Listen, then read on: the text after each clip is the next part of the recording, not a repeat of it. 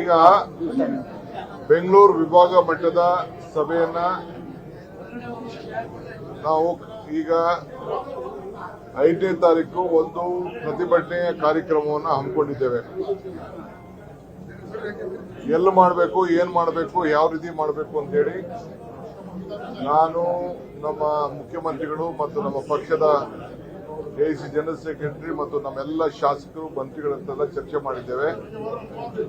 ಎಲ್ಲರ ಅಭಿಪ್ರಾಯ ಈ ಪ್ರತಿಭಟನೆಯನ್ನ ನಾವು ಫ್ರೀಡಂ ಪಾರ್ಕ್ ನಲ್ಲಿ ಮಾಡ್ತಾ ಇದ್ದೇವೆ.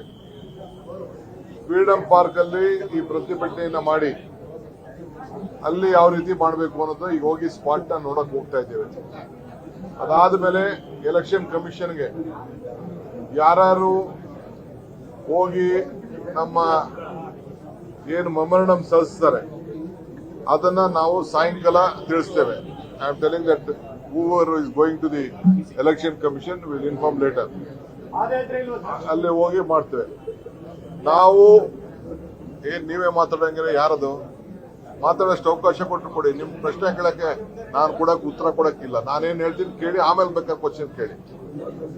ನಾವು ನಾವೇ ಮಾಡಿರುವಂತ ಕಾನೂನನ್ನ ಏನು ಸರ್ಕಾರ ನಮ್ಗೆ ಆದೇಶ ಕೊಟ್ಟಿದೆ, ಏನು ನಮ್ಗೆ ಕೋರ್ಟ್ ಏನು ಮಾರ್ಗದರ್ಶನ ಕೊಟ್ಟಿದೆ, ಆ ಕಾನೂನು ಚೌಕಟ್ಟಿನಲ್ಲೇ ನಮ್ಮ ಕಾರ್ಯಕ್ರಮವನ್ನು ನಾವು ಮಾಡ್ತೇವೆ.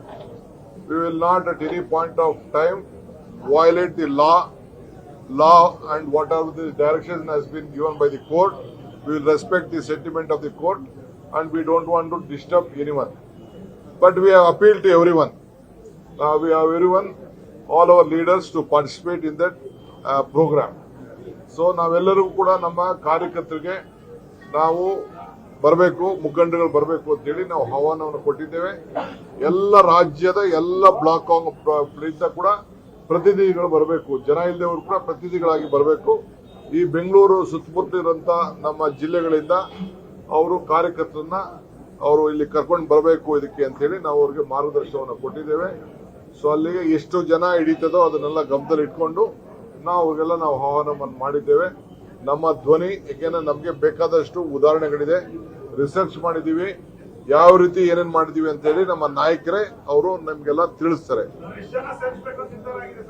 ನಿರ್ಧಾರ ನಾವು ಎಲ್ಲರಿಗೂ ಆಹ್ವಾನ ಮಾಡ್ತಾ ಇದ್ದೇವೆ. ಯಾರ್ಯಾರು ಬರ್ತಾರೆ ಅವ್ರಿಗೆ ಬಿಟ್ಟಿದ್ದು. ಇದು ನಮ್ಮ ಮತದಾನದ ಹಕ್ಕು, ಸಂವಿಧಾನದ ರಕ್ಷಣೆ, ಪ್ರಜಾಪ್ರಭುತ್ವದ ಉಳಿಯುವಿಕೆ. ಇದಕ್ಕೋಸ್ಕರ ಈ ಹೋರಾಟವನ್ನ ನಮ್ಮ ರಾಷ್ಟ್ರೀಯ ನಾಯಕರಾದಂತ ರಾಹುಲ್ ಗಾಂಧಿ ಅವರು ಪಾರ್ಲಿಮೆಂಟ್ ಇದ್ರೂ ಕೂಡ ಈ ಕರ್ನಾಟಕ ಭೂಮಿಯಿಂದನೇ ಈ ಹೋರಾಟ ಪ್ರಾರಂಭ ಮಾಡಿದ್ರೆ ಇದಕ್ಕಿನ್ನ ಹೆಚ್ಚಿಗೆ ಶಕ್ತಿ ಬರ್ತದೆ. ಇಲ್ಲಿ ಅನೇಕ ಲೋಪದೋಷಗಳನ್ನ ನಾವು ಹಿಂದೆ ಕೂಡ ಕಂಡುಹಿಡಿದಿದ್ದೋ, ಅಸೆಂಬ್ಲಿ ಎಲೆಕ್ಷನ್ ಟೈಮಲ್ಲೂ ಕೂಡ ಕಂಡುಹಿಡಿದಿದ್ದೋ, ಅದಾದ್ಮೇಲೆ ಪಾರ್ಲಿಮೆಂಟ್ ಟೈಮಲ್ಲೂ ಕೂಡ ರಿಸರ್ಚ್ ಮಾಡಿದ್ದೋ. ಇದನ್ನ ಗಮನದಲ್ಲಿ ಇಟ್ಕೊಂಡು ನಾವು ಇದನ್ನ ಜನರಿಗೆ ಮಂದಟ್ ಮಾಡಲಿಕ್ಕೆ ಈ ಕಾರ್ಯಕ್ರಮವನ್ನ ನಮ್ಮ ರಾಷ್ಟ್ರೀಯ ನಾಯಕರಾದಂತ ರಾಹುಲ್ ಗಾಂಧಿ ಅವರು ಮತ್ತು ನಮ್ಮ ಎಸಿಸಿಯ ಎಲ್ಲ ನಮ್ಮ ಪದಾಧಿಕಾರಿಗಳು ಇದಕ್ಕೆ ಆಗಮಿಸ್ತಾ ಇದ್ದಾರೆ.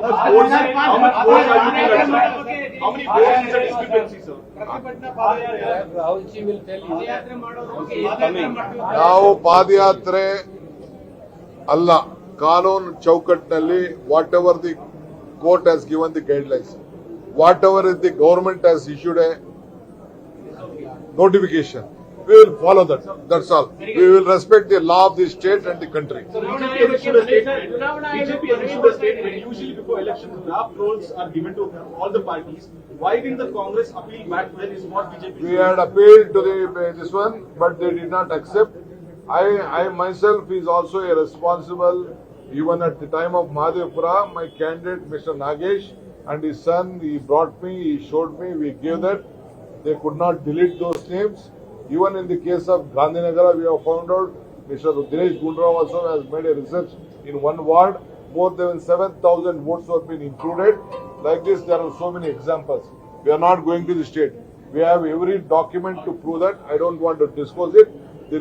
My leader will discuss in front of all of you what has been done.